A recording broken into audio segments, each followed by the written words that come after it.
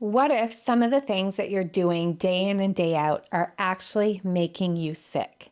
What if the very things you're doing to try to manage symptoms are the things that are keeping those symptoms alive? Today, we're going to talk about the sneaky habits that reinforce chronic pain and chronic symptoms without you even realizing it.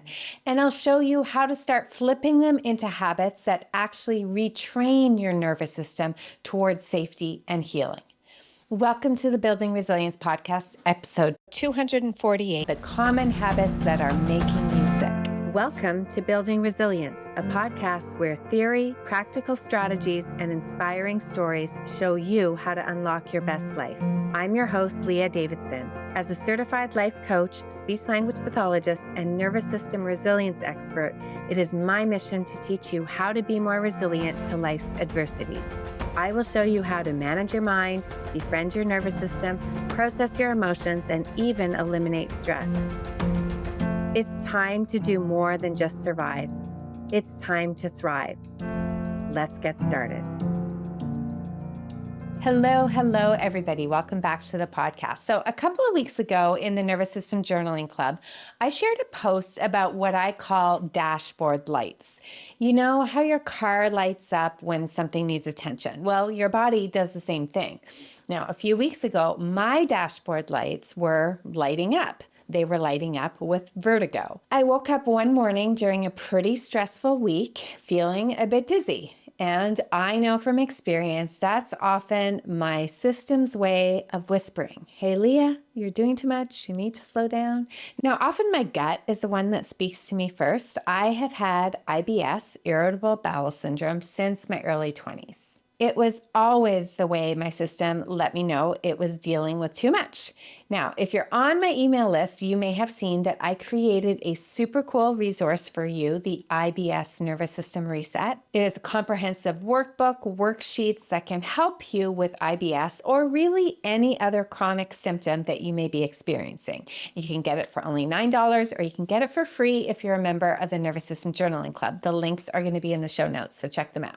Now, when symptoms rear their ugly head, do I always listen, whether it's IBS or vertigo?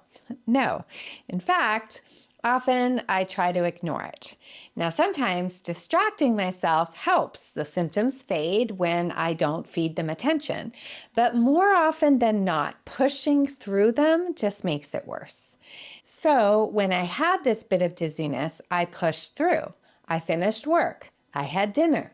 I went shopping with my daughter-in-law, and it ended up being a disaster. I ended up being so dizzy, I couldn't try anything on, and she had to drive us both home.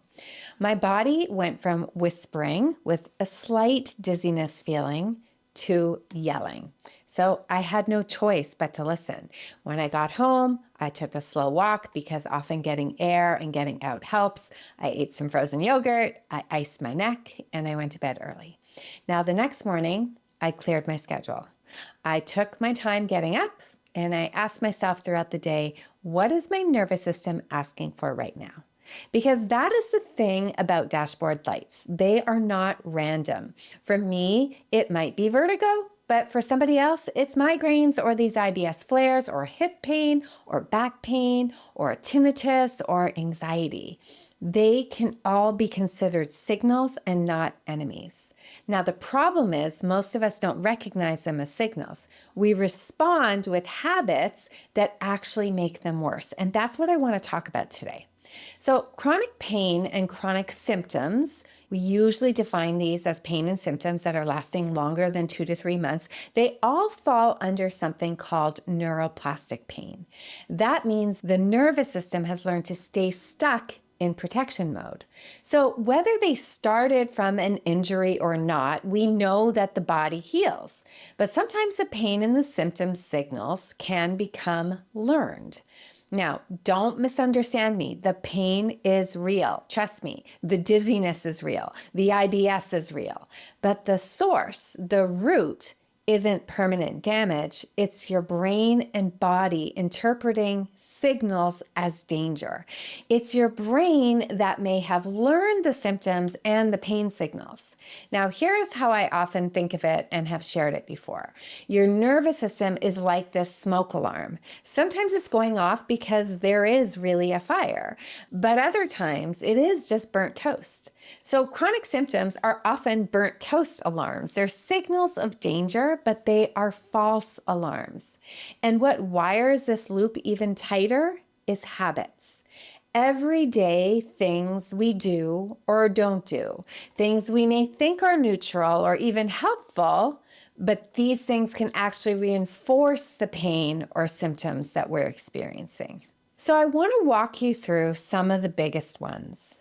And if you do any of these habits, I don't want you to beat yourself up about it. These are very, very common habits. I just want you to start building some awareness to understand that some of these habits may be keeping you stuck in a loop that you don't want to be in. Awareness is really powerful, but it's not meant to be used against yourself. So habit 1 is talking about the symptoms nonstop. Now, let's start with how we talk. When every single conversation revolves around your pain or fatigue, your brain is listening. And naturally, it's going to then conclude, oh, she's talking about it all the time. So this must be very, very important. Let's keep sending the signal. And it's kind of like giving pain a microphone and a spotlight every time you open your mouth. So imagine it being like a performer on stage. It's stepping on stage. The spotlight is on it. It has a microphone. And if the audience keeps clapping and chanting their name, asking for an encore, the performer is going to stay on stage longer. Talking about symptoms too much is like giving your pain this standing ovation, giving them the spotlight, the microphone, and then the standing ovation, and giving the audience this big encore. So we really want to be mindful of how much of the spotlight we are giving the pain and giving the symptoms. Now, maybe you're not a talker. Maybe you're more of a researcher, which leads me to the next habit, a compulsive Googling and reassurance seeking, or maybe constantly checking in now with ChatGPT. So maybe you feel a new twinge and suddenly you're on Google or ChatGPT at 2 a.m. searching rare diseases. Or you are constantly asking your friends and doctors the same questions on repeat over and over and over. And of course, that hit of reassurance, it actually does feel really good in the moment. It's kind of like scratching an itch, but you know how scratching a mosquito bite makes it itch even more later? At least it does for me. It may feel good in the moment, but it gets worse later on. Well, it's the same thing here. The more you seek reassurance, the more you scratch that itch, this anxiety can come back even stronger. So what you're doing is you're teaching your brain this sensation equals danger, so you better keep checking. And when we're checking and Googling constantly, the natural next step is to start avoiding, which brings me to habit number 3. We start avoiding activities just in case. This is the habit of kind of like shrinking your life. You're going to end up skipping the exercise and canceling social plans and avoiding travel. This was a big one for me when my IBS was at its worst. I would cancel plans and trips, and I would avoid going out. So you can think of it like you're putting up roadblocks on a map. Now, at first, it feels protective, like you're avoiding potholes, and we think it is the right thing to do. But over time, your world gets smaller and smaller, and your nervous system never learns that roads are actually safe. So every time you avoid, you reinforce the belief that the world is unsafe and my body is fragile. There's a saying that what you resist persists. And when you avoid things, you're sending a very clear message that whatever it is you're avoiding, is dangerous. I was listening to a podcast episode the other day. I think it was Mel Robbins. I'm not sure who she was talking to, but she was talking about how she understands now that she played a big role in perpetuating the anxiety her kids had because she thought she was being loving by allowing them to avoid the very things that they were anxious about. But what that actually does is it taught the kids that what they're avoiding is dangerous. And then they never have any opportunities to learn otherwise. And even if you're not avoiding outright, you still might be hyper monitoring. And that is the next habit. Now, again, I want you to be really kind to yourself. If you know you do any of these habits, it's normal and very human to do so. But maybe you find yourself in a constant symptom checking mode. Maybe you're scanning your body all day long. Maybe you wake up and you're checking. Do I have a tight shoulder? Is a headache coming on, or gut cramping or clenching? And you can think of this like you're constantly refreshing your email inbox. You never give yourself a break because you're always checking, is something bad happening? And whatever we check the most, the brain tags it as high priority. So if you refresh your inbox 100 times a day, your brain will conclude emails must be a life or death situation. They must be very important. So the same thing with symptoms. Constant checking wires in hypervigilance. And while some of us live in our bodies scanning every single sensation, others live in their heads, rehearsing scary stories over and over and over again, which brings us to habit number 5. This is the habit of future tripping. What if it never goes away? What if I can't work? What if this ruins my trip? Now we spend time rehearsing all of our fear stories and catastrophizing. It's like we are investing time in rehearsing for a play that we don't actually want to perform. But every time you run the lines, you're memorizing them more deeply. Your nervous system is the actor, and essentially your script that you keep feeding it is fear. The more you rehearse, the more convincing your performance is going to become. You are practicing and getting good at being fearful. And I bet if this is one of your habits, fear rehearsing, that those fear rehearsals often start first thing in the morning, maybe even before you get up. So habit 6 revolves around checking for pain first thing in the morning. Now, maybe you relate to opening up your eyes as soon as you wake up, and before you do anything else, your brain scans. Is it there? Is the symptom there? Is it worse? So think of it like the first thing you do is wake up, turn on the news, and only watch the disaster headlines. What happens is you start the day in this crisis mode before you even had breakfast. Your system gets all jacked up all the time right away. And this is why it's not recommended to reach for your phone first thing in the morning and check the news or check anything else that can get you all jacked up. And again, many of us are guilty of this. This is why one important step is to give equal airtime, or eat time, as I call it. For every bad thing you read about or think about, you need to balance it with good. So if you read a headline about a disaster, then you need to find a story that's inspiring to you. If not, tuning into pain first thing makes pain the main character of your story before the day even starts. Now, some people don't just check, they even will write it down, which brings me to journaling. Now, you know I am a huge advocate of journaling. I even have the Nervous System Journaling Club, which I invite you to come join me in, because journaling can be very healing and very regulating for the nervous system. It can help you manage stress, but only if it's used in a way that serves you, such as processing emotions and tracking safety, or noticing joy or expressing gratitude. If your habit is recording pain intensity every single day, rating where the pain is moving, what body parts, then you're turning pain into headline news of your life. So imagine a newspaper that always leads with disaster strikes again.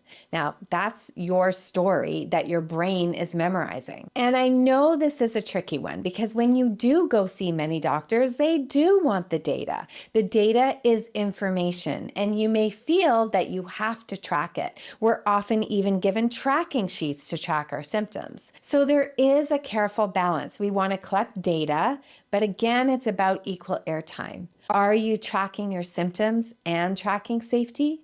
Are you also journaling the good or the calm that you experienced or the safety that you felt? Are you deliberately trying to track the good, notice pleasant sensations, or even neutral ones? Because what you focus on grows, what you water grows.